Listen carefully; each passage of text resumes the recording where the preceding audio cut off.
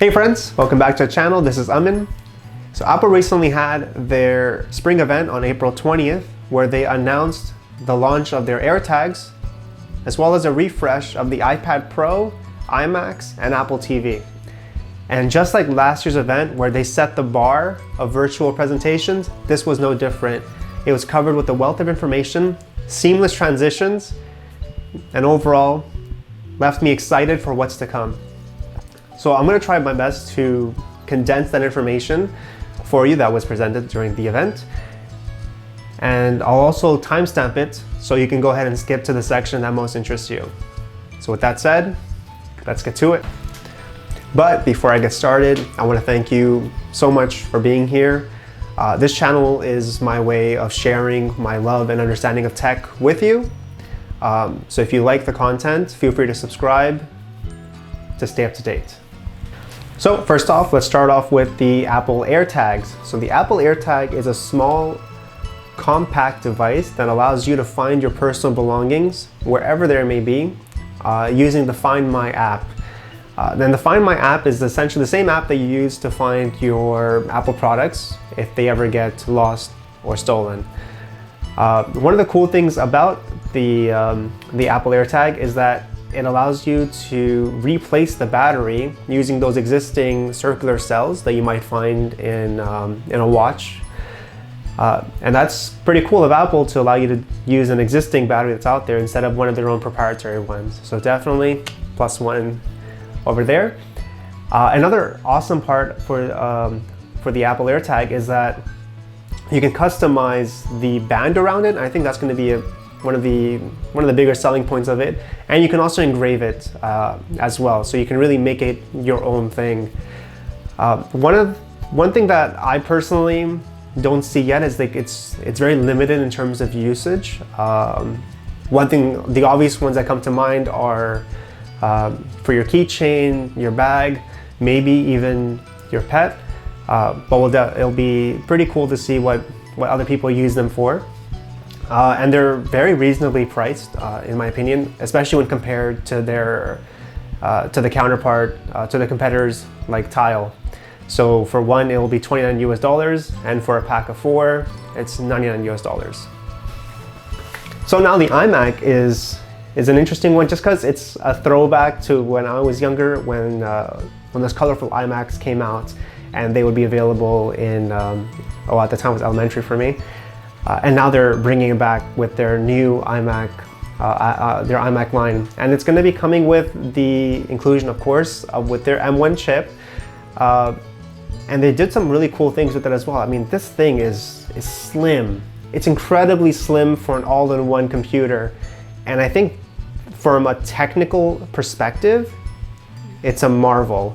Yes, we do mock Apple for continually innovating with slimness, but kudos to them for constantly pushing the boundaries of how much power they can fit within a machine despite the heat that it can create.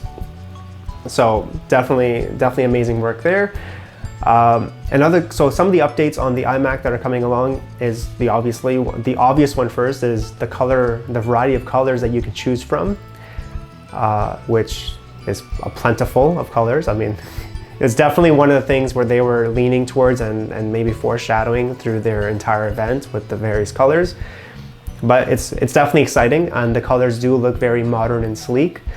Another cool thing that they're introducing with the iMacs is better mic quality, better camera quality, and better sound system. One of the receptions that the early receptions or impressions that I've noticed so far is there seems to be a very mixed criticism in regards to the design. I mean, I'm personally okay with it, but it's one of those things where I have to see it in person to see how it actually looks. And they got rid of the black bezels. Now it's white.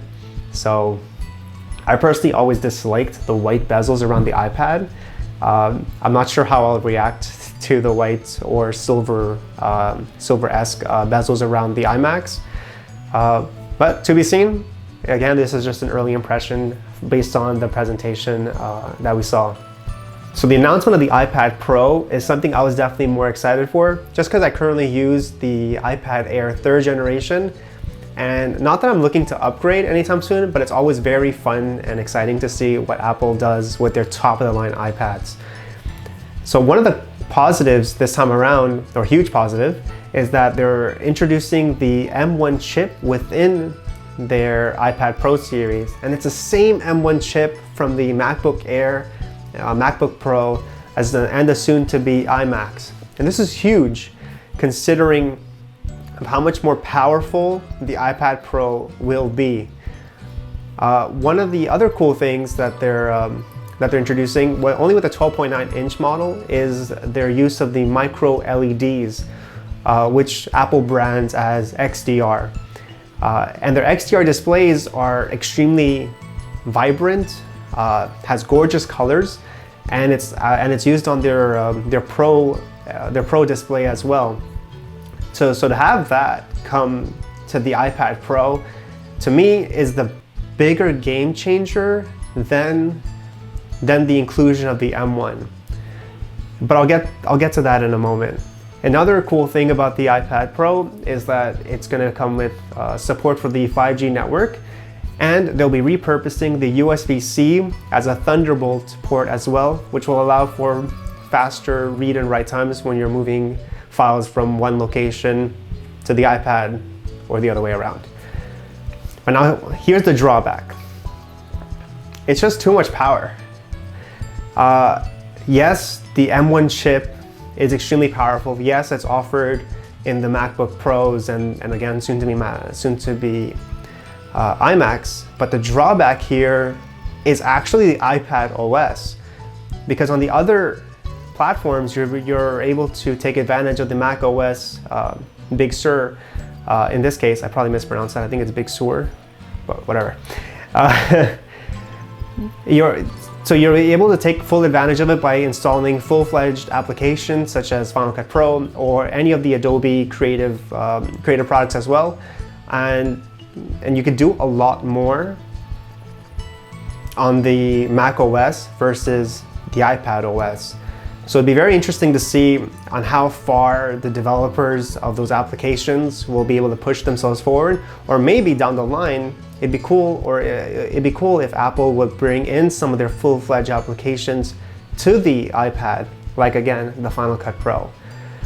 But again, like to me, the biggest game changer is definitely the inclusion of the XDR display, especially for those who are looking to do some photo editing or video editing on the go, with some quick, and to basically make sure that their color is consistent across from display to display. That to me is very interesting and exciting. So that concludes the gist of the presentation, and to be honest, it was very fun to watch. If you do have around 60 minutes on your hand, I definitely recommend that you do watch it. It's always fun to watch how Apple has pushed the boundaries of what a virtual presentation could be. I mean, to give you an idea, NVIDIA's presentation was done by Jensen in his kitchen. So the fact that Apple did this whole thing around the campus with the drone, it was honestly very fascinating to watch, and it's always very fun. So again, thank you so much for taking the time. Definitely do appreciate you sticking around till the end. And if you like what you see or saw, I would obviously appreciate a subscription, and don't forget to hit the bell icon to stay up to date with future content. Again, thank you so much. And if you have any feedback or comments in regards to my YouTube video on how I can improve, I'm all up for it. And what are your thoughts on the Apple product announcements? Are you interested in some of them? What are your thoughts on the AirTag? How about the iPad Pro? Do you think it's too much power? Are you looking to get it? If so, what would you use it for? Definitely would love to hear it. And again, thank you so much. Here's to the next one. Bye for now.